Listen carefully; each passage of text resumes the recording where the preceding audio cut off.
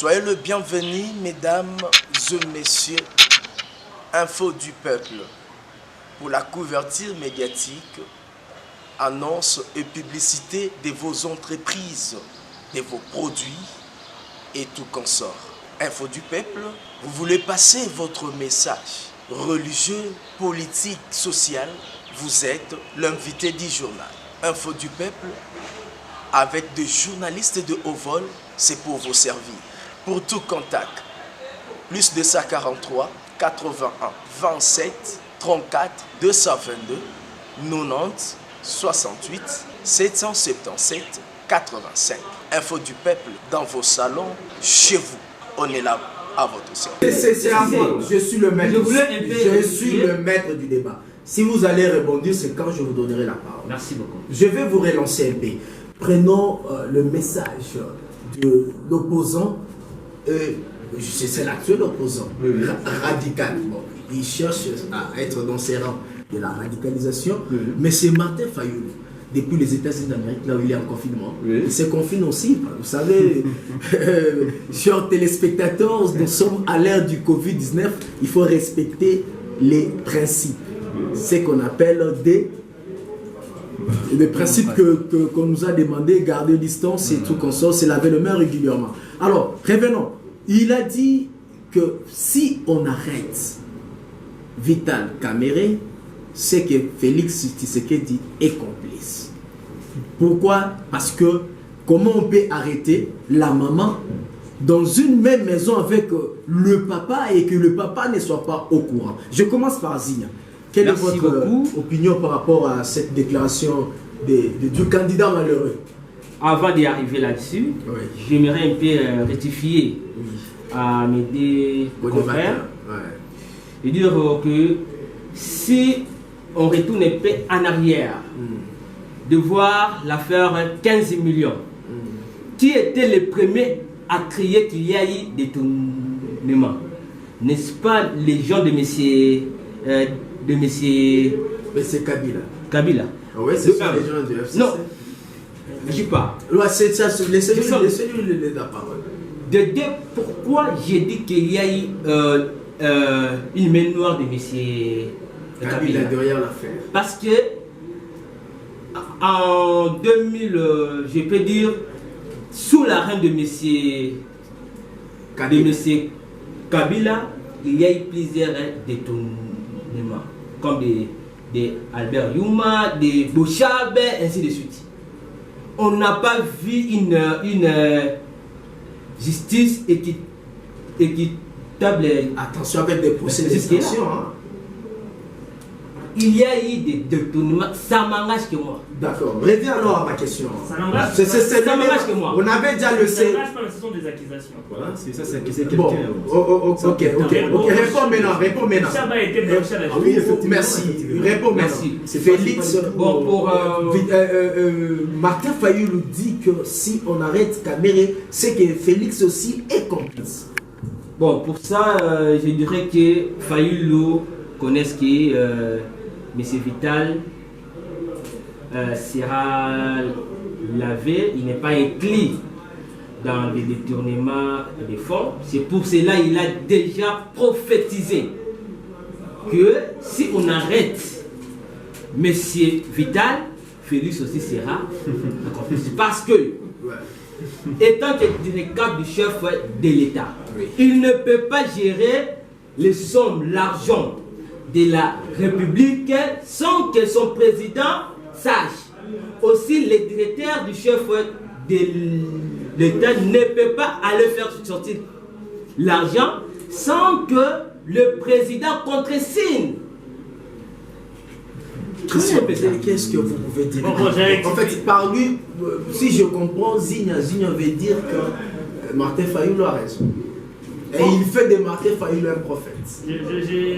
Quelque part, je ne les contredis pas à 100%, tout comme je ne donne pas ces raisons à 100%. Mais je dirais ceci. J'ai un série que j'aime beaucoup, Jaco. Dans la maison présidentielle, même dans son cabinet, il y a plusieurs décisions qui échappent le président de la République. Plusieurs dossiers qui échappent le président de la République. Si Félix était incriminé dans cette affaire, il n'allait pas amener Kamerhe à la justice. puis, pour débloquer de l'argent, les directeurs des cabinets sur le plan administratif, ils n'ont même pas les signatures pour débloquer de l'argent. Les moments où les projets des 100 jours étaient lancés, il n'y avait pas de gouvernement. Le gouvernement qui était, c'était un gouvernement démissionnaire. Et le pays était géré à la présidence de la République. Donc le président de la République avait toutes les grandes décisions. Et c'est lui qui signait pour débloquer de l'argent à la Banque centrale. On ne faisait même pas recours au ministère de la Finance, ça passait directement chez le président de la République, et non Vital Kamerhe.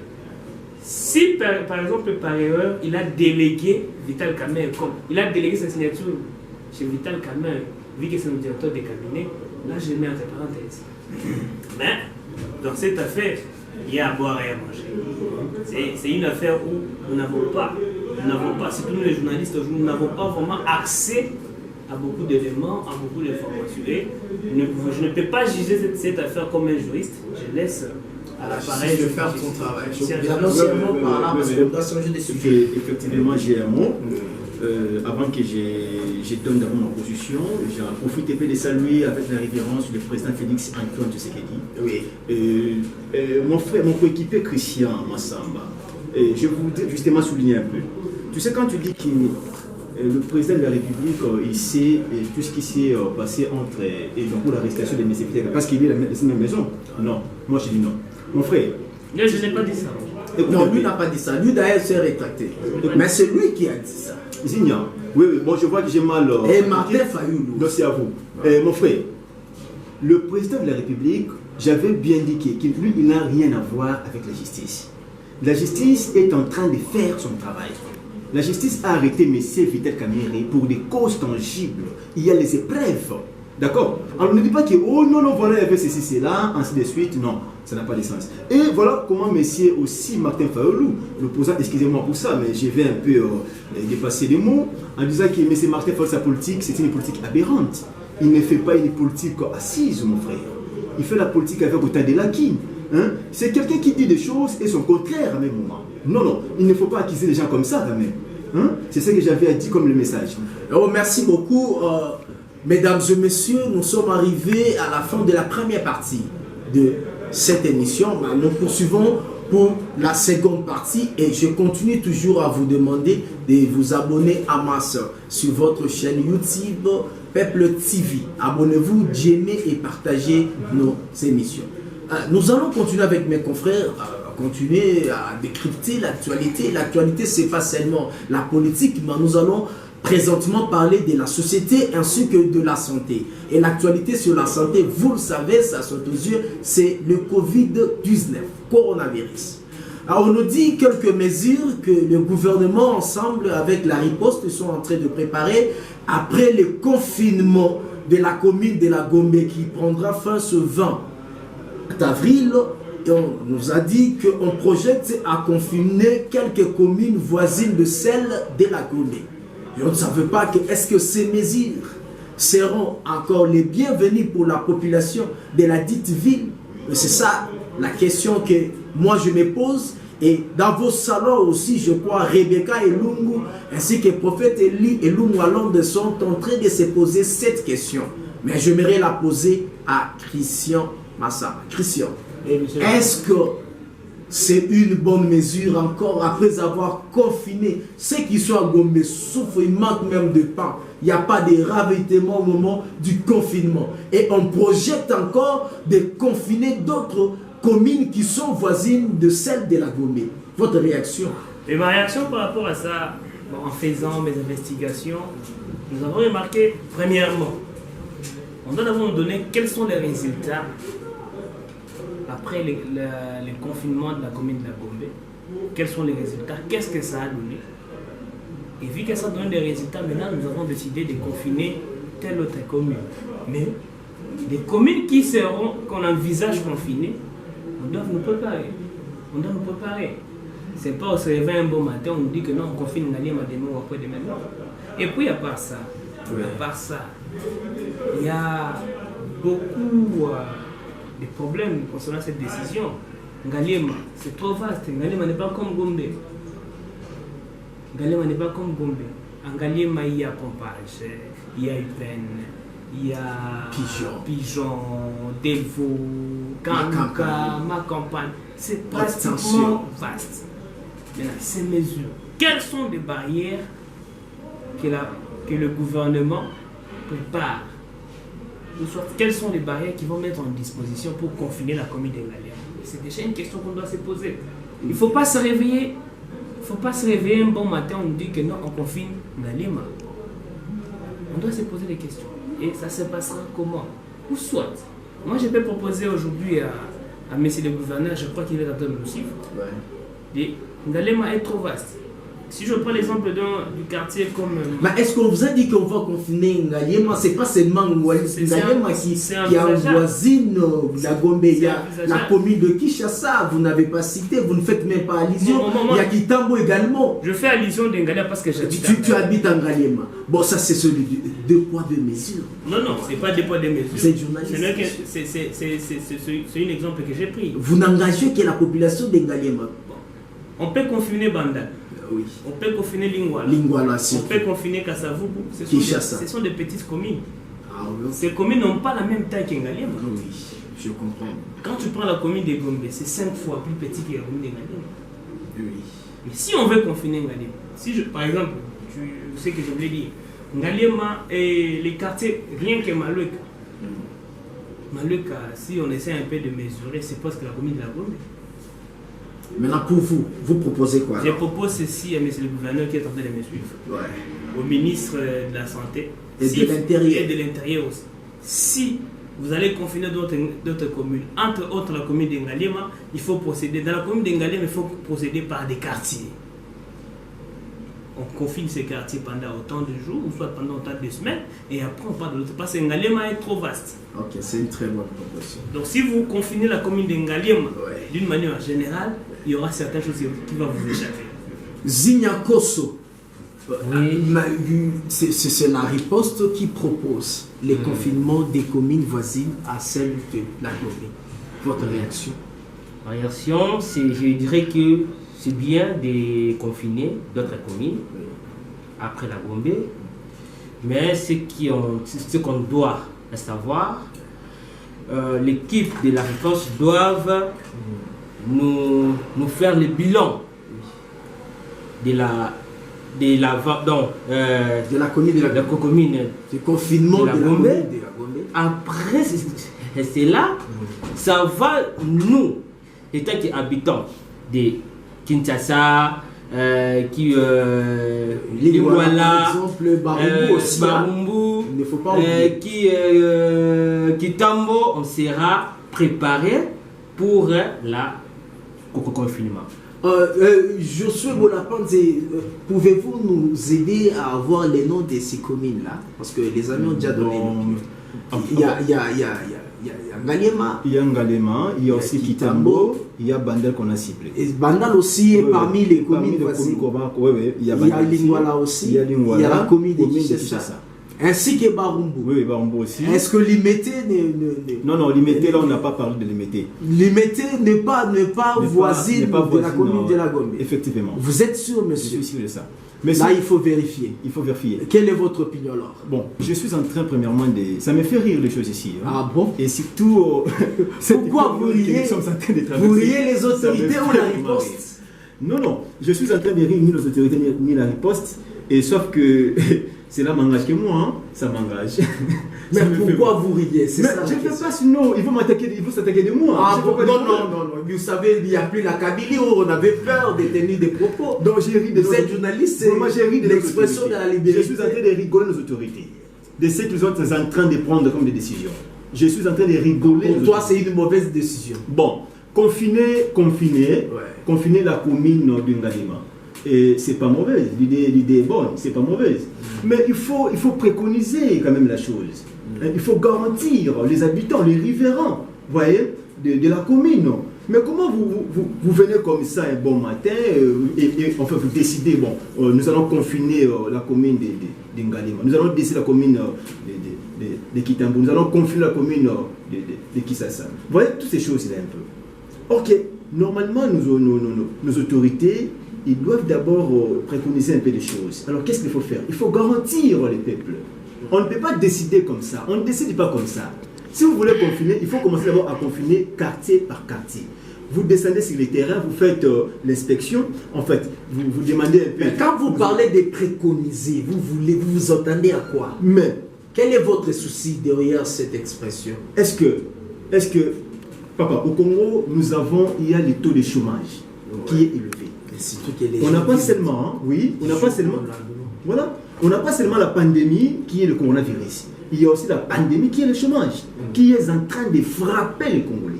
Papa, mais quand vous voulez confiner, mais pourquoi pas préconiser? Vous savez que, bon, je vais d'abord prendre les habitants de la dite province de Kinshasa. Les habitants, sur 100%, je peux dire, il y a 80% qui sont des chômeurs. Il y a 20% qui travaillent. Ici en Kinshasa, papa. Et il y a des mamans qui vont là-bas au ONZ, toutes ces choses-là, ils font là. Mais si aujourd'hui on confine la commune de Ngalema, la commune de Kitambo, mais où nous allons mettre ces mamans-là? Mais comment ils vont manger? Mais qu'est-ce qu'ils vont avoir comme à manger, profusion, ainsi de suite? Mais l'État doit avoir des positions par rapport à ça. Ok, comme vous parlez des préconisations, j'aimerais relancer un peu le débat. Parce qu'il y a aussi une question qui tourne l'esprit des Congolais, toujours par rapport à ce problème des confinements, parce que la riposte a encore proposé au gouvernement, aux autorités concernées, de pouvoir obliger aux Kinois obligatoirement à la place publique de porter des masques. Christian Massamba. Une très bonne... Bon, les obligations, les propositions, mais ces applicabilités, c'est ce qui pose... Mais est-ce que pourquoi pas qu'on puisse seulement nous obliger à porter des masques, mais laisser les confinements? Parce que j'ai vu dans d'autres pays africains, je ne vais pas citer les noms ici, ils ont compris qu'ils vivent au taux du jour, alors la population ne sera pas à même d'être confinée et mourir de la famine. Alors, obligeons seulement le port de masque, mais laissons les confinements. Pourquoi pas ça ici en RDC? C'est ce que je disais, c'est ce que j'étais en train de dire. D'ailleurs, je me rappelle ce matin, j'ai réalisé un reportage parlant sur le coût des masques. Les masques et les gels hydroalcooliques. Mais ça se passe dans notre journal. Bon, nous avons constaté pour un moment précis, les prix, les masques, là, ça coûtait 300 francs, 200 francs. Mais aujourd'hui, c'est à 1500. Les gels alcoolisés, ça coûtait 500 francs. Mais aujourd'hui, c'est à 2500 francs. 3500 même ailleurs. Ça dépend d'un endroit à un autre. Chacun met son prix. La demande est tellement excessive. Et les vendeurs, qu'est-ce qu'ils vont faire? Lorsqu'il y a un excès de demande et la production ne suit pas cette demande, le choix est clair. Il y aura aussi des prix. C'est ce que nous vivons maintenant. Zigna Kosso, est-ce que pour toi, pour vous, permettez-moi de te tutoyer, tu es mon pote, est-ce que vous avez quelque chose à ajouter? Je n'ai pas encore. Oui, vous allez parler, je vais vous relancer après Zigna. Dis-moi, mon frère, porter obligatoirement le masque et confiner, quelle est la meilleure solution? La meilleure solution pour moi, je dirais, c'est confiner. Confiner. Vous allez donner la nourriture quand vous allez confiner? Non, il faut souffrir une seule fois pour toutes. Au lieu de porter des masques et continuer à souffrir, vaut mieux confiner directement comme la Chine l'a fait et les autres, pour que les activités reviennent au normal. Bon, merci. Je vais vous relancer pour la toute dernière question. Nous allons répondre tous en une minute, et puis nous allons conclure cette émission. La question c'est, on remarque maintenant qu'il y a deux caisses de solidarité. Celle lancée par Martin Fayoulou et celle lancée par le président de la République. Messieurs, à une minute, quelle est votre... Dans une minute, votre réponse. Bon. Moi, je suis un homme. Je ne vis que des décisions officielles. Nous sommes des journalistes. Un journaliste n'agit que dans les faits qui sont officiels. Et non ceux qui sont officieuses. Donc Martin Fayoulou n'est pas Martin Fayoulou n'est pas officiel. officiel. Moi, je donne confiance au président élu qui a été investi. Il a fait la passation du pouvoir pacifique. Tout le monde, nous l'avons vu à la RTNC.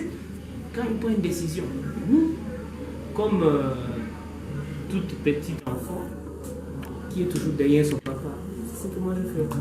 Monsieur, vous êtes d'accord avec qui? En fait, je suis journaliste. Ouais. Je suis journaliste. Quand Martin Fayoulou parle, c'est bien. Mais plus, nous allons considérer le président de la République. Parce que c'est lui qui est le garant de la nation. Ouais. Voilà.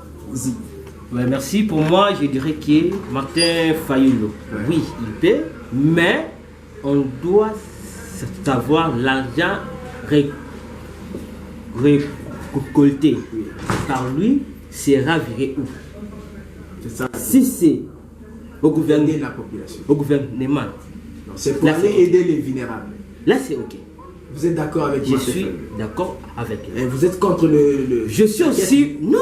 Non, Je pas- suis aussi tu leur laisses. Je suis aussi Position. d'accord avec le gouvernement. Parce que l'argent que Fayoulou aura, ça aidera aussi la population. La population. D'accord, merci.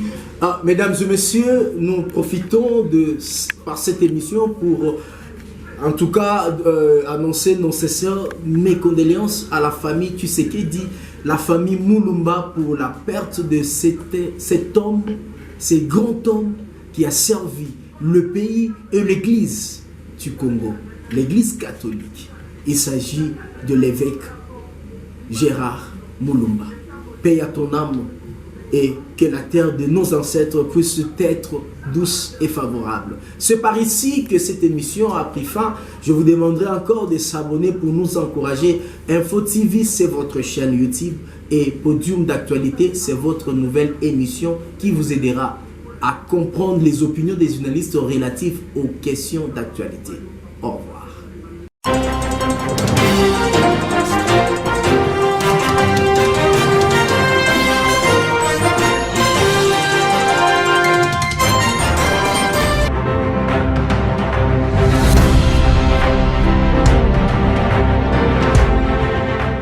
Soyez le bienvenu, mesdames et messieurs, Info du peuple, pour la couverture médiatique, annonce et publicité de vos entreprises, de vos produits et tout consort.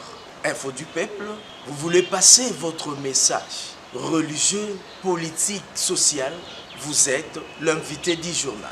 Info du peuple, avec des journalistes de haut vol, c'est pour vous servir.